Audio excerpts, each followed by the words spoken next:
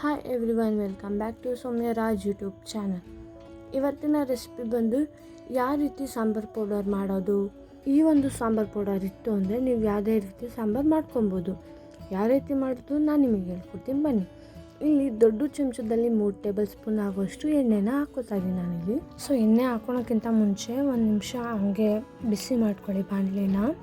ನೀವೇನಾದರೂ ಇದೇ first time ನನ್ನ ವೀಡಿಯೋನ ನೋಡ್ತಿದ್ರೆ ಪ್ಲೀಸ್ ನನ್ನ ಚಾನಲ್ನ ಸಬ್ಸ್ಕ್ರೈಬ್ ಮಾಡಿ, ಲೈಕ್ ಮಾಡಿ, ಶೇರ್ ಮಾಡಿ. ಸೊ ನಾವು ಎಣ್ಣೆನ ಲೋ ಫ್ಲೇಮಲ್ಲಿ ಬಿಸಿ ಮಾಡ್ಕೊಬೇಕಾಗುತ್ತೆ. 1 ನಿಮಿಷ ಬಿಸಿ ಮಾಡಿಕೊಂಡ್ರೆ ಸಾಕು, ಜಾಸ್ತಿ ಬಿಸಿ ಮಾಡ್ಕೊಳೋದು ಬೇಡ. ನಾನಿಲ್ಲಿ 1/4 ಕಪ್ ಆಗೋಷ್ಟು ಮೆಂತ್ಯನ ಹಾಕೋತಾ ಇದ್ದೀನಿ. ನಂತರ 1/4 ಕಪ್ ಆಗೋಷ್ಟು ಕರಿ ಮೆಣಸನ್ನು ಕೂಡ ಹಾಕೋತಾ ಇದ್ದೀನಿ. ನಾನಿಲ್ಲಿ ಕರಿ ಮೆಣಸನ್ನು ಕೂಡ ಹಾಕೋತಾ ಇದ್ದೀನಿ. 1 ಕಪ್ ಆಗೋಷ್ಟು ಕಡಲೆಬೇಳೆ ಹಾಗೂ 1 ಕಪ್ ಆಗೋಷ್ಟು ಉದ್ದಿನಬೇಳೆ.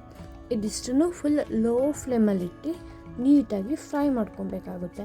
ಸ್ವಲ್ಪ ಸ್ಮೆಲ್ಲು ಕೂಡ ಬರುತ್ತೆ, ಹಾಗೆ ಬಣ್ಣ ಕೂಡ ಚೇಂಜ್ ಆಗುತ್ತೆ. ಆಗ ಕರೆಕ್ಟಾಗಿ ಆಗಿದೆ ಅಂತ ಈಗ 2 ಪೀಸ್ ಆಗೋಷ್ಟು ಚಕ್ಕೆನ ಹಾಕೋತಾ ಇದ್ದೀನಿ. ಮತ್ತು 1 ಜಾಕಾಯಿನ ಅದನ್ನು ಜಜ್ಜಿಬಿಟ್ಟು ಹಾಕೋತಾ ಇದ್ದೀನಿ ನಾನಿಲ್ಲಿ. ಸೊ ಇದನ್ನು ಕೂಡ ಫ್ರೈ ಮಾಡ್ಕೊಬೇಕು ಇದ್ರ ಜೊತೆನೆ.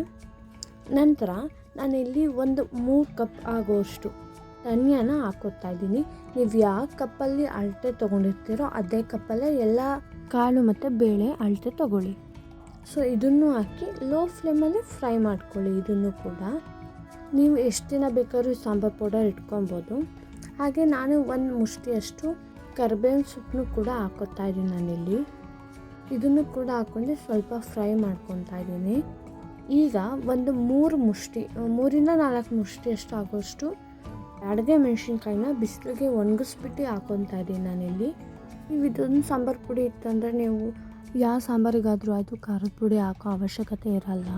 ಸೊ ನೀವು ಸಣ್ಣ ಬಾಣಲೆಗಿಂತ ದೊಡ್ಡ ಬಾಣಲೆಯಲ್ಲಿ ಫ್ರೈ ಮಾಡಿಕೊಂಡ್ರೆ ಬೆಸ್ಟ್ ಅಂತೀನಿ. ಆದಷ್ಟು ಸಣ್ಣ ಫ್ಲೇಮಲ್ಲಿ ಇದನ್ನೆಲ್ಲ ಫ್ರೈ ಮಾಡ್ಕೊಳ್ಳಿ. ನಾನು ಈಗ 1/4 ಕಪ್ ಆಗೋಷ್ಟು ಮತ್ತು ಜೀರಿಗೆ ತೊಗೊಂಡಿದ್ದೀನಿ.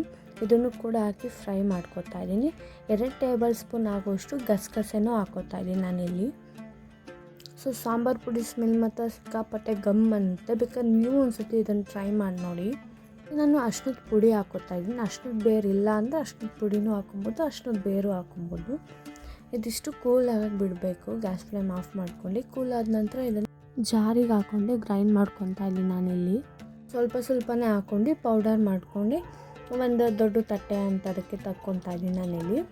ನಾನು ಸ್ವಲ್ಪ ತರಿಯಾಗಿ ರುಬ್ಕೊಂಡಿದ್ದೀನಿ, ಯಾಕಂದರೆ ನನಗೆ ಆ ಥರ ಇಷ್ಟ. ಸೊ ಅದಕ್ಕೆ ನೀವು ಬೇಕಾದರೆ ಫುಲ್ ಪೌಡರ್ ಆ ರೀತಿಯೂ ರುಬ್ಕೊಬೋದು. ಇದನ್ನು ಒಂದು ನಾರ್ಮಲ್ ಒಂದು ಪ್ಲಾಸ್ಟಿಕ್ ಬಾಕ್ಸ್ ಅಥವಾ ಸ್ಟೀಲ್ ಬಾಕ್ಸಿಗೆ ಹಾಕ್ಕೊಂಡು ಇಟ್ಕೊಂಡು ನೀವು ಎಷ್ಟು ದಿನನಾದರೂ ಯೂಸ್ ಮಾಡ್ಕೊಳ್ಳಿ. ಈ ಒಂದು ವಿಡಿಯೋ ಇಷ್ಟ ಆಗಿತ್ತಂದರೆ ನನ್ನ ಚಾನಲ್ನ ಸಬ್ಸ್ಕ್ರೈಬ್ ಮಾಡ್ಕೊಳ್ಳಿ.